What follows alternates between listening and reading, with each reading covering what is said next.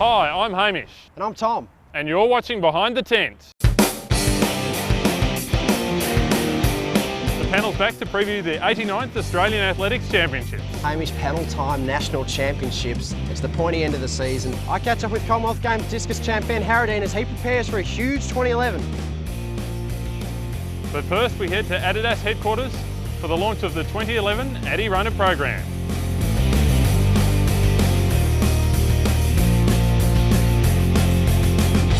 Adidas have been helping Australia's next generation of distance talent take the next step in their career.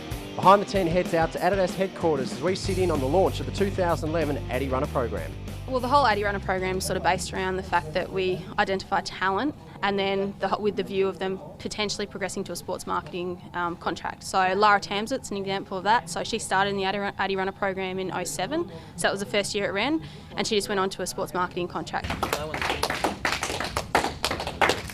And I think a lot of runners are sort of lost from the sport from transitioning from a junior to a senior. So having product support, number one. So having the mentoring of Alan Fayella, Craig Mottram's associated with the program. He's obviously got years of experience and raced and travelled overseas. So having him there, that the runners can contact him and sort of get race tips and whatever else. I think it's a unique part of the program that not many other people or programs offer.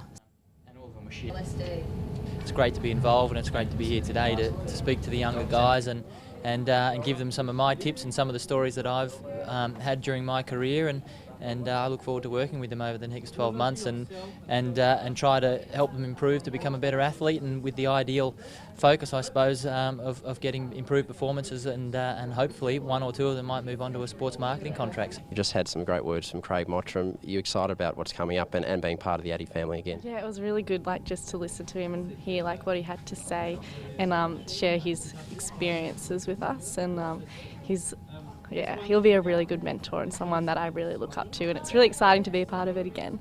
I used to get by on one pair of sneakers a season and, scraped through with a pair of spikes. I don't think I even owned flats. So when I got sent that first package, it was like every Christmas coming at once.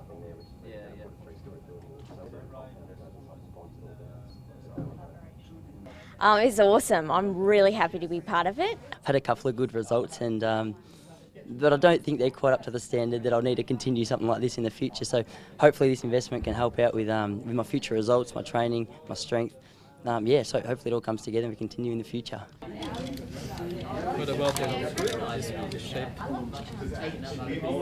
The support that Adidas has given me over the last 2 years, I can't say how grateful I am for it and how beneficial it really has been. Who gets in the team? Look, it's an individual basis. We look for personality is a big thing for us because they've got to be able to stand in front of the media and talk.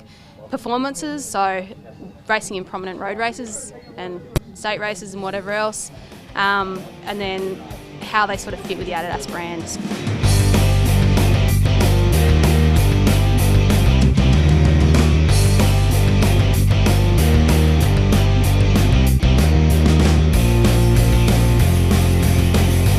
After a huge 2010 which included a new national record, a silver medal at the Continental Cup and a gold medal at the Commonwealth Games in New Delhi, we head out to Proclamation Park Ringwood to catch up with Benn Harradine as he prepares for his World Championship campaign. I went over to, Gus decided, I sat down with Gus and we decided that we'd go to Germany in 2007 and try and learn a little bit, and I knew these things take a little bit of time, and so after going back 2007, 2008, 2009 was a bit rocky, but 2010 started to put things together a little bit, lifted my levels, I was consistent in my competitions, and I was able to put some good results on the board, and that's what it's all about. It's been a slow process for me, developing a little bit later in my career, but 2 metres every year, and here I am at 66, and hopefully this year 68, 69, who knows. Well, you look at the results that you had last year, you're competing regularly against the top Europeans, Harding and Cantor and those sort of people. That must really bring you a lot of confidence to know you're mixing it with those guys who are the best in the business. Yeah, I guess the first time I went over there and started competing, it was like I was a little boy with my tail between my legs, didn't want to get in anybody's way, and this time I'm going over and I feel like I belong there and I'm actually a threat to people, and that's, the confidence you go into meets with that. It's just such an amazing feeling because you're going from, oh please don't let me get in your way, to, oh here I am and I'm from Australia and watch out, I might knock you off sort of thing. And it's been really good. In 2010 it was like that, and now 2011 going into World Championships, I feel like I'm much stronger mentally and ready to go. Now Germany, it's definitely a change from Australia. From a person growing up in Newcastle, coming out here to Ringwood and then over to Germany, what's the cultures like? I mean, how do you settle in there, food, all that sort of stuff? I guess Germany's it's a beautiful place. I wasn't really interested at all in the beginning, but having been there, the people are lovely and they're a little bit rigid in their routine. There's a big difference from east to west, I feel. But I mean, you go down to the bottom of Germany and people are a little bit more airy-fairy and laid back like us Aussies. But in the east of Germany, it's like trains run dead on time, and if you need to be at training at 9 o'clock and you're there at 9:01, it's a huge difference, you know. Like, they can blow up or disappear and you think, well, I'm only 1 minute late, but that's the Aussie sort of way. And having the German influence, I became more professional and much more routine in what I was doing, and I think that's really been a stronghold in what I've been doing in the last year. Germany, it's not Australia. What do you miss about the country over there when you're out there? Well, I grew up in Newcastle, so coast, you know, like little country or big country town, if you will. And being in Germany, I find that the people are beautiful and really hospitable, and you know, the food's fine and all that sort of stuff, but it's not home. And I find that Australians are much more earthy people. Like we enjoy being outside, we enjoy going into the bush for, you know, an extended period of time and camping and swags and stuff like that. I know I do. But over in Germany, I find like, I don't really see much wildlife. The only wildlife I've seen, I actually hit a deer when I was driving home from training once, so that wasn't that exciting. But I mean, I miss my family and my friends, and also just the wide open spaces of Australia and the weather, obviously. Well, you have a chance to wind down now. You've got nationals, but then you look to the European season. You're feeling refreshed after a big year last year, ready to go again and turn it up on the world stage? Yeah, I mean, I think it's important to find motivation. Like, why do I do this, and what's my next step? And you know, Commonwealth Games was my motivation for 2010, and now World Championships, you know, I'd like to finish in the top 4 and really put my name on the map of throwing in the world. I finished 9th in the world last year. That's my best result by any shot, and this time I feel like, you know, with a little bit of tweaking, I can get myself in the top 4, and then on the road to London, staying healthy, you know, I'm ready to sort of bash heads with a few people. Excellent. You talked about the start of this year, you're doing some indoor throwing. What's that like? Is it throwing discus in a bit of an airport hangar or something like that? It looks totally bizarre and foreign to something you'd see over here. It is bizarre, really. That's particularly the reason why I wanted to do it. It's something different. Keeps you motivated, something new, and Cantor was there obviously, and I was training well, so I thought, you know, I'm going to go there, I'm going to try and have a bit of fun, but also, you know, let him know I'm throwing well. And I started off my competition with 65-60. My opening throw was my best, and he sort of thought to himself, hang on a minute, where did that come from? And had to work hard to beat me, so I had a really good series. But in terms of what it's like to throw indoors, well, you don't have wind for starters. The discus looks like it's going 100 metres when you throw it, and your yells echo, and obviously you throw off a wooden circle, which is interesting to get used to. Not a big deal, but it's not concrete. But it's really fun. I mean, if anyone has a shot at doing it once in their life, I'd, you know, definitely recommend it. Yeah. So Diamond League leading into World Championships, you'll be competing against the best of the best, and there's a little bit of prize money on offer, which obviously a nice little bit of incentive when you're looking to really be able to focus on your training and have a bit of support behind you. Yeah. Well, the focus for me is obviously World Championships, so I really want to be piping hot by the time that comes around, and having a good plan towards that. And the Diamond Leagues fit in nicely along the road to the World Champs, and my goal is to have these regular competitions against the best in the world, rather than doing the smaller meets and not sure who's going to turn up. But you can be guaranteed that you go to a Diamond League and all the big names are going to be there. And so when I go to these meets, it's not so much of how much money I'm making, but how well I can finish against these guys. And that's going to be my motivation going into Worlds, like really proving to myself that I can mix it in the top end. Now here at Ringwood, there's a great troop of throwers that are out here, and they're all here with Gus. To be a part of a group like Dale and Scott and Kim Mulhall, the people coming through, it must be a great place to come home to when it's all said and done. I mean, we were speaking about this before, and when you think of throwing in Victoria, there's only one real man that you think about, and that's Gus Popolo. And if anyone needs help with throwing, they come to Ringwood. And you know, not only if Gus isn't here, then there's us, or there's Dale, or there's Scotty, to help the younger guys coming up. And that's what's beautiful about throwing here in Victoria, is that there's such a, there's only a small pod of us, but we're willing to share our love for the throws and helping develop it as a sport. So, I mean, coming back to Ringwood, you've always got a stable to sort of hang your head and do your training and keep things moving. And Gus has always been very supportive of us in that sense, going overseas, coming back. He's always made sure that we're welcome back to Ringwood. Yeah, excellent. Well, it's great to have you back at Ringwood. Great to see you back for the Nationals, and all the best for the upcoming season. And fantastic that you could join us on athsvicTV. Thank you, and don't forget, people, if you're coming to the discus, to the Nationals, that there is stuff going on in the infield, and look for the green guys, and we'll be out there making a lot of noise, hopefully. Hi, I'm Dale Stevenson. You're watching athsvicTV. And you're right, Dale, you are watching athsvicTV, Hamish Panel Time National Championships. It's the pointy end of the season, and it's really looking forward to the throws events, which Dale and as we spoke to before, Benn Harradine will feature prominently in. Yes, Ben's looking very strong. I don't think anyone can really challenge him in the disc. I think he's, without sounding presumptuous, I think he might have it locked up already. We already had the 65 metre throw indoors this season, and we'll be continuing to search after that national record, which he set last year over in the World Cup. So that could be on offer here at Olympic Park. Certainly, and next season he'll be proudly wearing the #1 laurel wreath in Athletics Victoria competition. Very proud moment, I would imagine, for him. And then moving on to the shot, our big man Dale Stevenson, the friend of athsvicTV. One of our best, he's had a 20.05 metre throw this season. That's a personal best, the first time over the barrier. 20.50 is where he's looking for that World Championship qualifier. Might not have a lot of competition from the national team.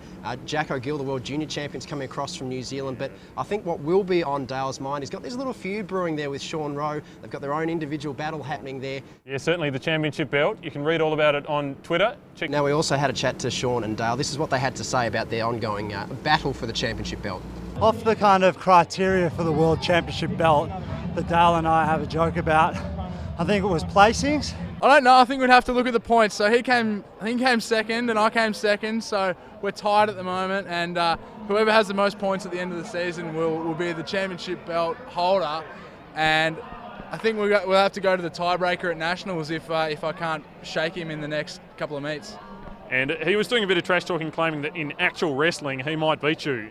Do you believe this to be true? I'd like to see his moves. I don't know, they've got Rey Mysterio, who's a pretty small bloke, so I can do one of his moves, jumping off the top rope, and maybe I can pin Dale Stevens. Close up the doors of the discus cage, and it's 2 men in, 1 man out.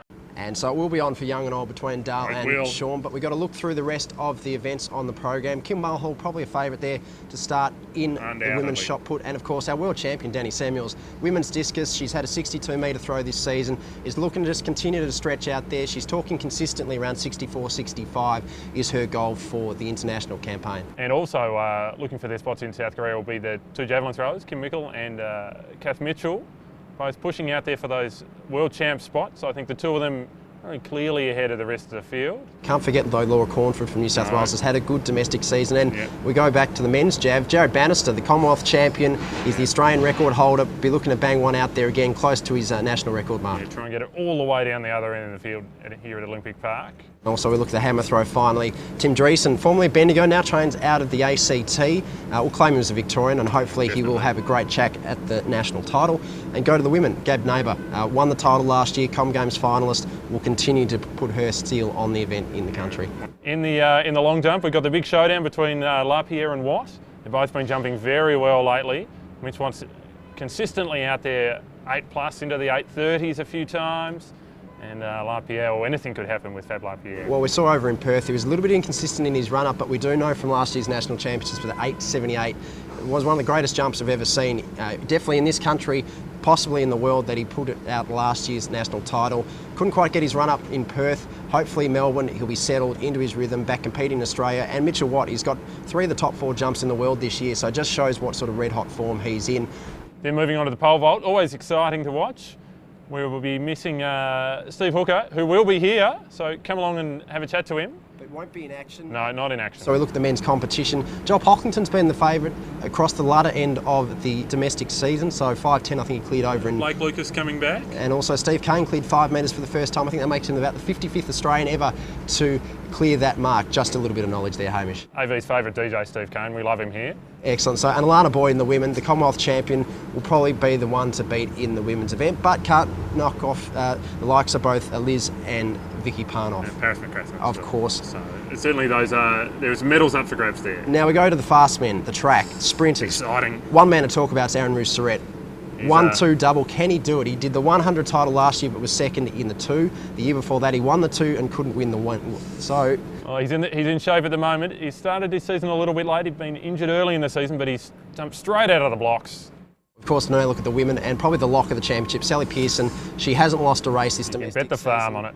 1-2 double you can expect if she starts both events. The question is really how fast she can go, and she's set very high standards for herself and isn't relinquishing on trying to get those national records in the 1 and the 2. No, very impressive to see. You've got to aim high for these things, and if you want to compete at the international level, that's what you've got to do. You've got to push yourself to run these extremely fast times. And she's a consummate professional, so looking at the 1-2 double, but she could add sort of the third event to her repertoire, of course, her pet event, the 100 metre hurdles.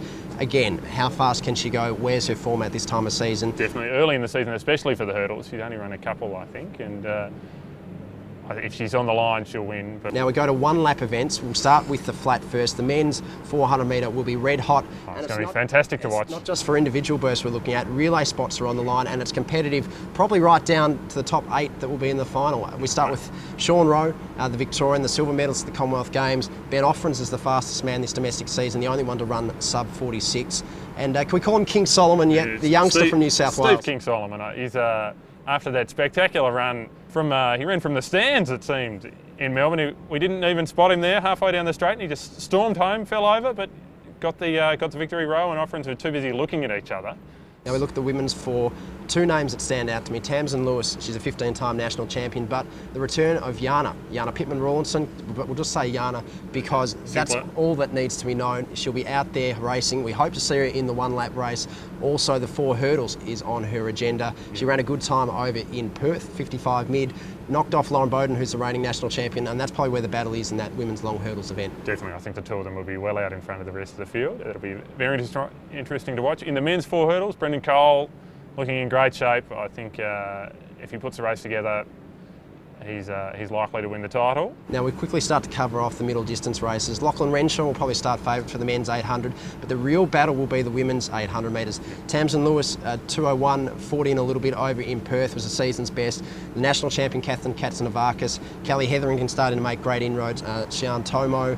Definitely, I think they'll be chasing those very tough World Champs qualifying times, and but also just looking for the title. And I think you're going to have to run a very sharp time, the low 2s. And well, 1:59.8 the World Championship qualifying time. We go through now. A time that could go for World Championship qualifying is the men's 1500 metres. Even though it is a championship format, Jeff Risley had a great win in the Melbourne Track Classic and has been the dominant male middle distance straight runner. Back into form, having not seen him for a while. It's great to see him back. Of the season. Coming back, Craig Mottram is going to have a run in the 1500 metres, but moderate expectations as to what he'll do. You never discount the great man. He's won the national title over this distance before, so he knows what has to be He's got the speed, he's certainly got the endurance. And as far as speed goes, Jeremy Roff, if it is a slower tactical race, then you can't discount him. Been doing a lot of work to build his strength towards a 5,000 metre run, but Roff, a great kick finish. He's top 10 all time for the distance, so the metric mile race for men will be one to watch. Moving to the women, Kayla McKnight, I think the Victorian national champion from last year, will be hard to beat. A very impressive 4.8 here at the Melbourne Track Classic. Georgia Clark as well in the Black Sox. We'll be looking for her. She's been in some pretty good shape lately, and I think she'll be certainly challenging Kayla. Well, Hamish, there's plenty to look forward to at the National Championships. Also, for all the fans out there, one last chance to run around Olympic Park. Steve Hooker will be leading it after the final event on the Sunday, so make sure you do get down to be part of history. This is the last championship ever to be held at this historic venue. It's going to be a very exciting time. 3 days of very high quality athletics. I'll be down here, you'll be down here, everyone will be here. And we'll be all across it. Athletics Victoria, athsvicTV will provide you race highlights. We're on the Twitter at athsvic, so check us out. Photos and updates on Facebook. The website will be going gangbusters. You can't believe how much content's going to be coming out of the championships. But until the Nationals, Hamish, I'll see you there, and we'll see you next time on Behind the 10. See you there. Ravenda. Yep. His aim is to make the Indian Olympic team next year.